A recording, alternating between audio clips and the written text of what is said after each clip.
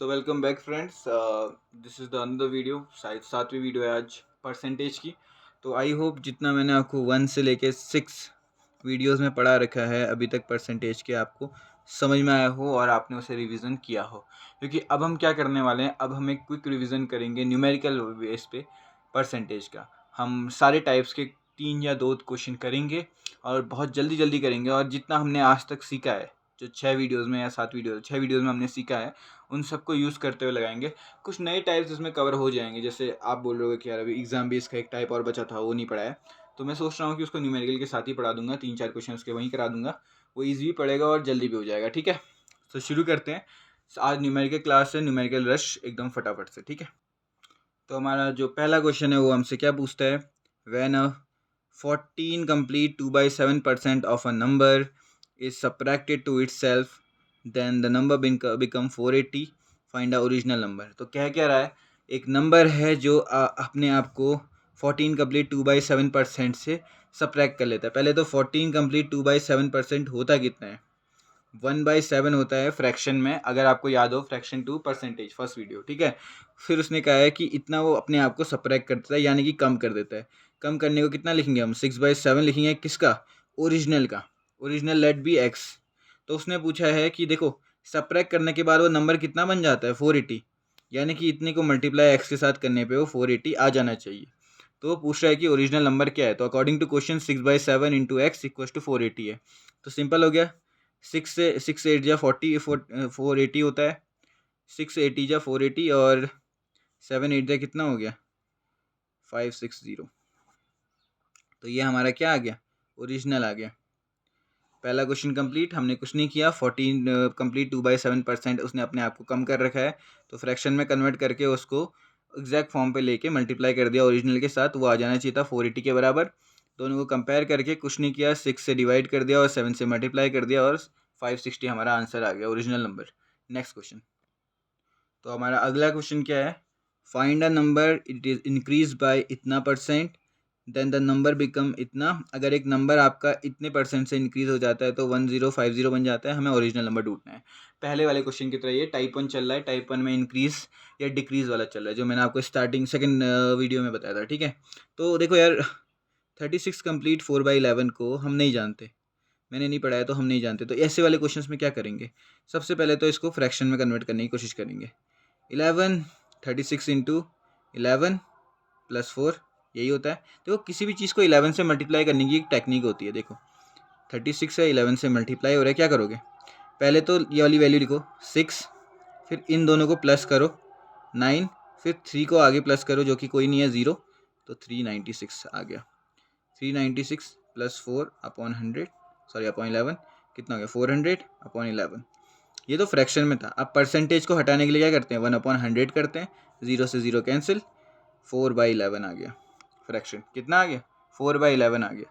अब फ्रैक्शन आ गया, अब हमें क्या करना है, इसने तो इंक्रीज़ किया है ना, इसने इंक्रीज़ किया तो ये कितना आ गया, 11 + 4 15, और ये 15/11।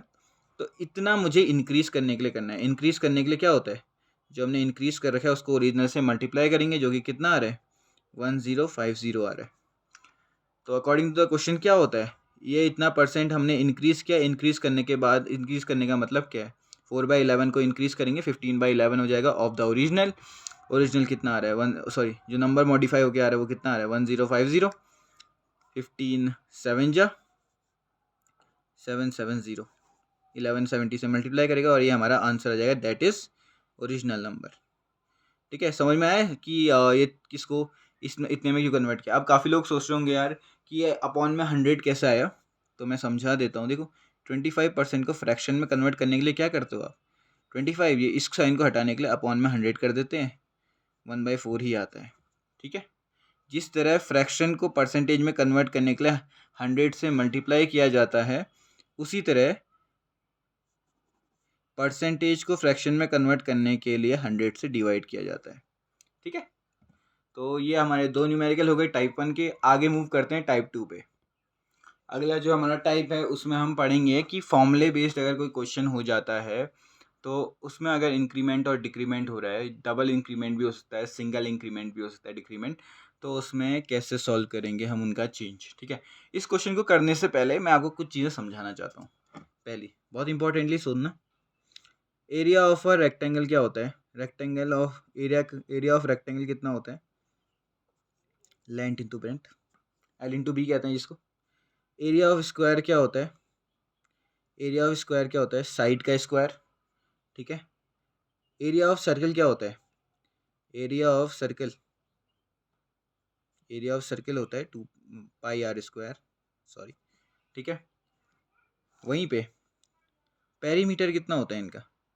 Perimeter of rectangle 2l plus b, perimeter of circle sorry square कितना होता है? 4 into a, perimeter of circle कितना होगा? 2 पाई are.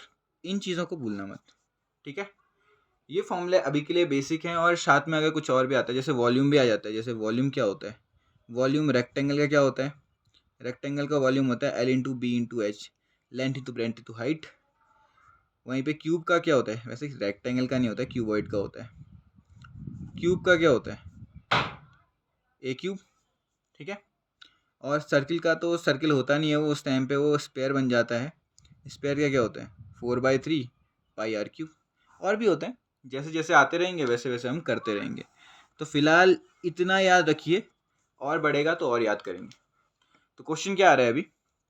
If the length of the rectangle is increase by 20% and breadth is decrease by 25%, total change कितना आया area में? तो देखो, अगर हम इसको देखें तो दो तरीके से ये कर सकते हैं। एक तो सीधा है कि आप पहले रेक्टेंगल को बढ़ाइए, ब्रेथ को घटाइए और फिर मल्टीप्लाई कर दीजिए, वो आपका नया एरिया आ जाएगा। फिर पुराने और नए एरिया को आपस में कंपेयर कीजिए और आपका आंसर आ जाएगा। इतना लंबा ना करके इतना समझते हैं कि जो एरिया है वो अपने आप में क्या है? लेंथ इंटू ब्रेथ है, जो अपने आप में ए से रिप्रेजेंट करता है। तो अगर मैं बस इतना कहूँ कि जो ये एरिया है ओल्ड एरिया है, ठीक है। ओल्ड एरिया में क्या करना है मुझे? लेंथ अगर आपकी बढ़ रही है, फॉर एग्जांपल लेंथ आपकी बढ़ रही है, तो कितनी बढ़ रही है? 20% बढ़ रही है। 20% को कितना लिखते हैं? 1/5। इंक्रीज हो रहा है तो 6/5, तो 6/5 तो इंक्रीज कर रही है लेंथ, ओके। और ब्रेथ कितनी डिक्रीज कर रही है? 25%। 25% कितना होता है? 1/4। डिक्रीज करना है तो 3/4, 3/4। अब यहाँ पे ओरिजिनल, यहाँ पे एरिया आ गया। देखो, फाइनली लेंथ और ब्रेथ को तो मल्टीप्लाई होना ही है। अगर प्लस होता तो बात अलग होती, पर मल्टीप्लाई में क्या है? मल्टीप्लाई में पहले आए या बाद में आए कोई फर्क नहीं पड़ता। कैसे? 2 इंटू 4 इंटू 5 में अगर आप 2 इंटू 4 फिर 5 करोगे तो भी आपका आंसर 40 ही आएगा। अगर 4 इंटू 5 देन 2 करोगे तो भी आपका आंसर 40 ही आएगा।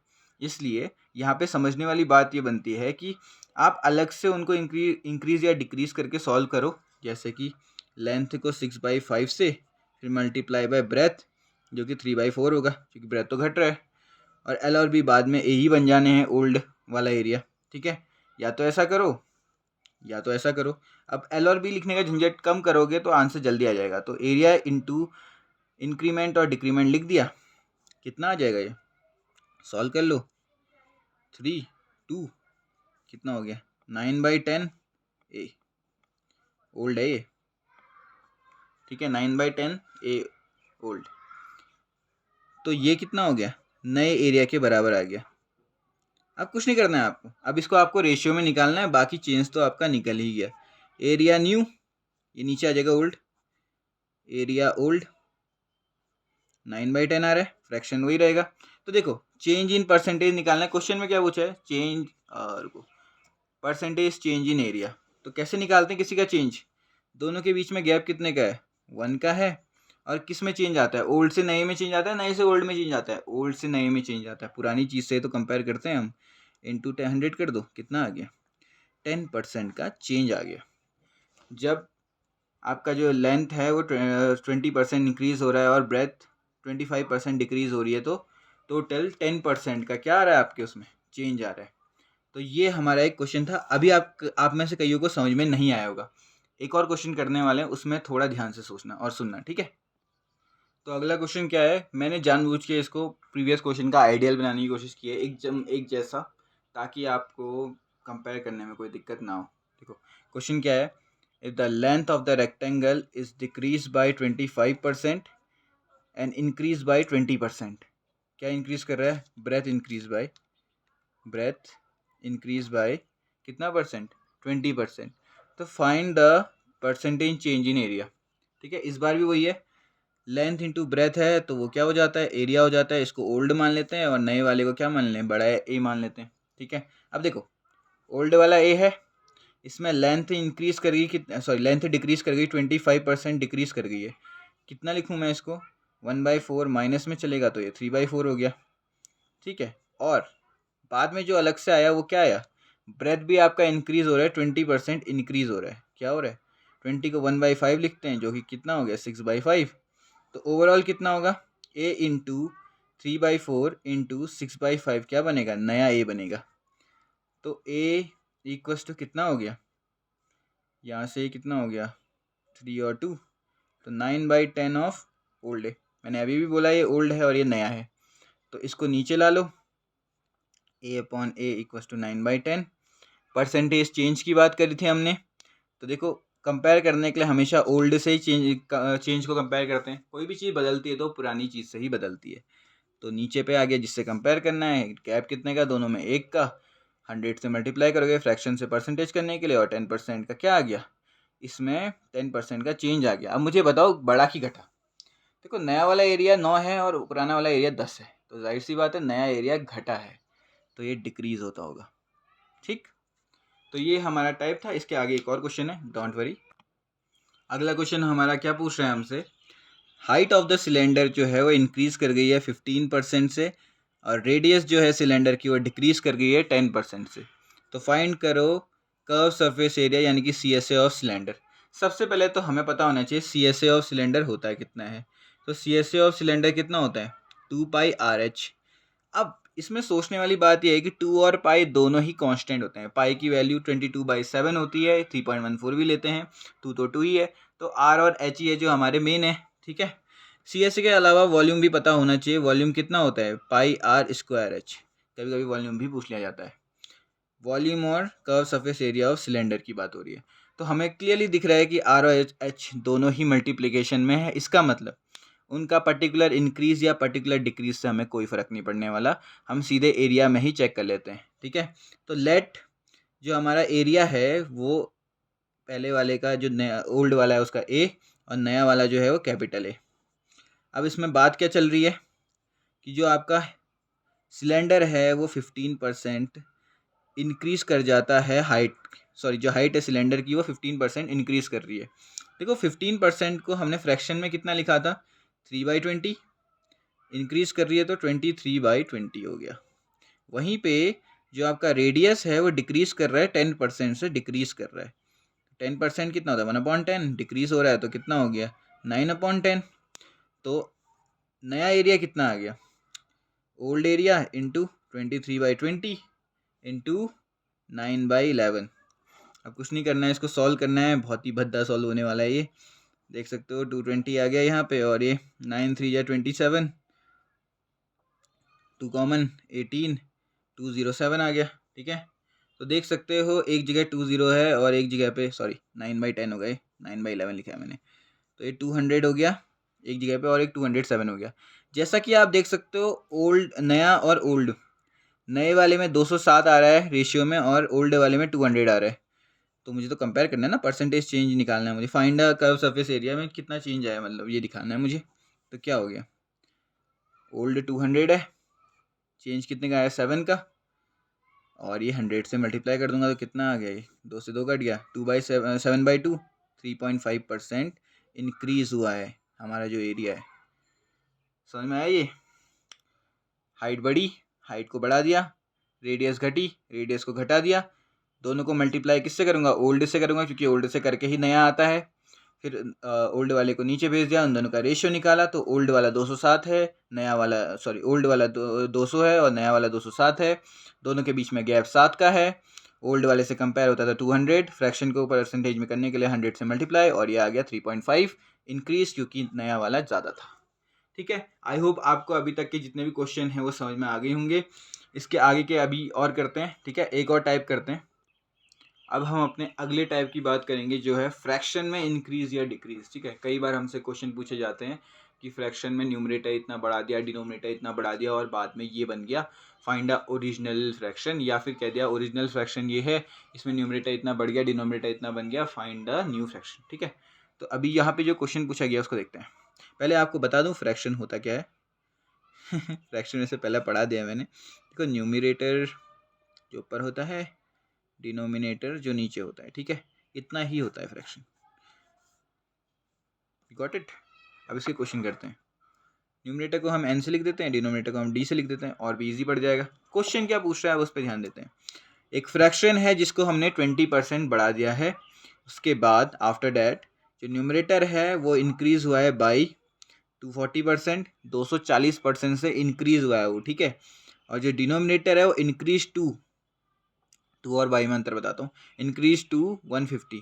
जो डिनोमिनेटर है वो 150% इंक्रीज हुआ है। ठीक है, सो जो रिजल्टेंट फ्रैक्शन है वो 1/5 बन चुका है। तो ओरिजिनल फ्रैक्शन बताओ। उससे पहले एक बार समझते हैं कि 2 और बाई में अंतर क्या होता है। देखो, अगर कोई चीज़ बोल रहा है कि डिनोमिनेटर इंक्रीज टू 150, इसका मतलब डिनोमिनेटर 150% बन गया है उसका, ना कि 150 से बढ़ गया है। यानी कि डिनोमिनेटर बिकम 50 कह दिया उसने अगर, तो वो 50 ही है।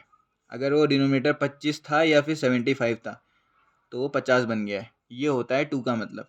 वहीं अगर वो बोले डिनोमिनेटर जो 25 या 75 है वो आपका इंक्रीज़ हो गया 50 से, तो अब क्या है, 25 में 50 75 हो गया, 75 में 50 कितना हो गया, 125 हो गया।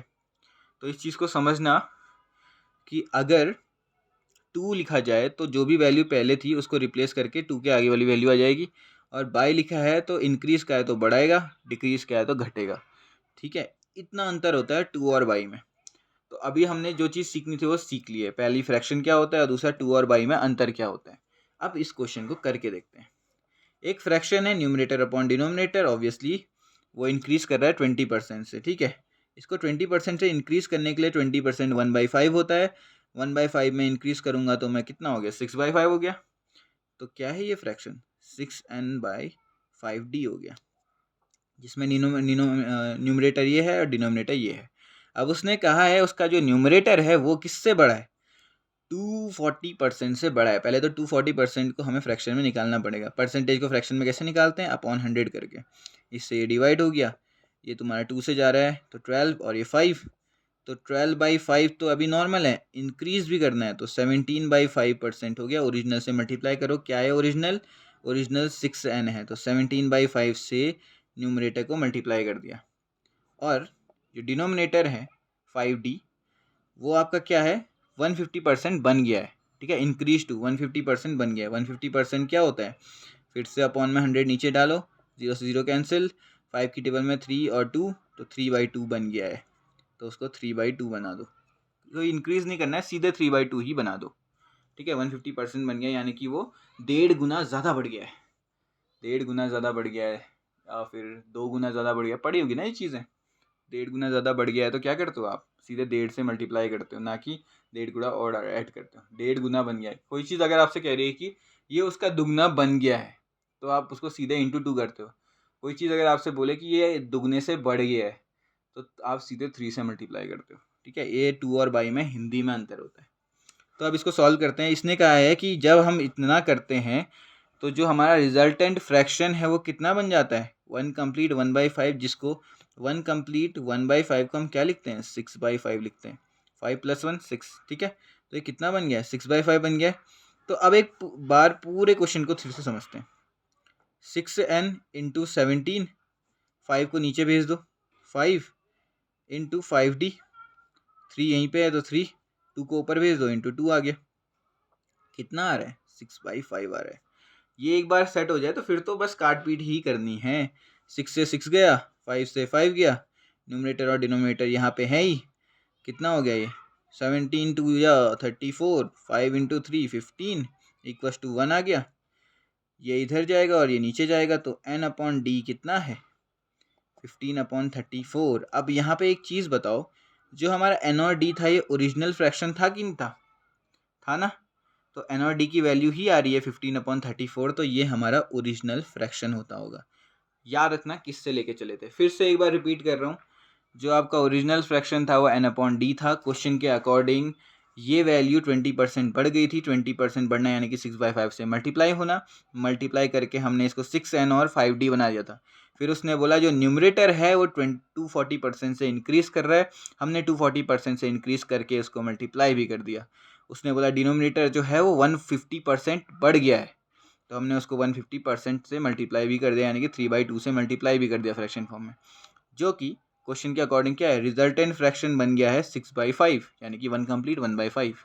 फिर उसके बाद कुछ नहीं बचता अकॉर्डिंग टू क्वेश्चन, जो देखो 5 है वो नीचे आ जाएगा, 2 है वो ऊपर आ जाएगा, तो ये कितना हो गया 6n into 17 into 2 5d into 5 into 3 6/5 का 6 से 6 कटा, 5 से 5 कटा, ये 17 इंटू 2 34, 5 इंटू 3 15, इधर उधर भेज दिया। न्यूमरेटर अपॉन डिनोमिनेटर को कितना कहते हैं 15/34, यही आपका ओरिजिनल फ्रैक्शन था जो हमने माना था। तो इस तरीके से हमारे फ्रैक्शन के क्वेश्चन हो गए। एक फ्रैक्शन का क्वेश्चन और करते हैं और फिर उसके बाद अगले दिन से अगले टाइप्स को शुरू करेंगे। तो आज की वीडियो का हमारा जो आखिरी क्वेश्चन है उस पर ध्यान देते हैं, इस टाइप का आखिरी हो जाएगा ये, ठीक है। तो क्या है, when numerator is increase by 30% and denominator is decrease by 35%, तो जो फ्रैक्शन है वो 7/9 बन जाता है। तो ओरिजिनल निकालो। तो सबसे पहले हम क्या करेंगे, लेट जो है वो original fraction numerator into denominator ही होता होगा। अब इसने कहा है जो न्यूमरेटर है वो 30% से इंक्रीज कर रहा है। 30% कितना होता है, 30% 3/10 होता है, इंक्रीमेंट का मतलब 13/10 हो गया, तो ये 13/10 से मल्टीप्लाई हो रहा है। वहीं पे जो डिनोमिनेटर है वो डिक्रीज कर रहा है 35% से। 35% कितना होता है, अगर आप इसमें अपॉन में 100 कर दोगे तो ये 7 से जाएगा, सॉरी 5 से जाएगा, 7/20, ठीक है। अब क्या करना है, हमको इसमें डिक्रीज करना है, तो माइनस कर देंगे, 7 - 20 13 होता है, 13/20 हो गया, ठीक है। तो यहाँ पे कितना आ गया 13/20 आ गया। और ये कितना है, ये फ्रैक्शन कितना बन रहा है 7/9 बन रहा है। तो अब तो ये आसान हो गया, 10 को नीचे 20 को ऊपर, तो numerator into 13 into 20 upon denominator into 13 into 10 equals to 7/9। 13 से 13 कैंसिल, 0 से 0 कैंसिल, अब क्या बचा फिर, न्यूमरेटर इंटू 2, डिनोमिनेटर के नीचे कुछ नहीं है, 7/9 आ गया, 2 को नीचे भेज दो, तो numerator upon denominator equals to 7/18। ये हमारा ओरिजिनल है, क्योंकि ओरिजिनल ही हमने n/d माना था, ठीक है। तो इस तरीके से क्वेश्चन होते हैं फ्रैक्शन के। अरे बहुत ही ईजी है क्वेश्चंस, अगर आपको करना है 2-3 क्वेश्चंस की और प्रैक्टिस करके ये टाइप्स कवर हो जाएंगे। कल हमारे बाकी के बचे टाइप्स जो हैं परसेंटेज के, वो हम कंप्लीट कर लेंगे और उसके बाद हम अगले चैप्टर में मूव ऑन करेंगे, ठीक है। आई होप आप मेरी वीडियोस को देख रहे होंगे। काफ़ी लोग क्वेश्चन भी कर रहे होंगे कि अभी तक जीके की कोई वीडियो क्यों नहीं आई है, तो मैंने सोचा कि ऐसा करते हैं, मैं 2 सब्जेक्ट की वीडियोस पर डे डालने की सोच रहा हूँ।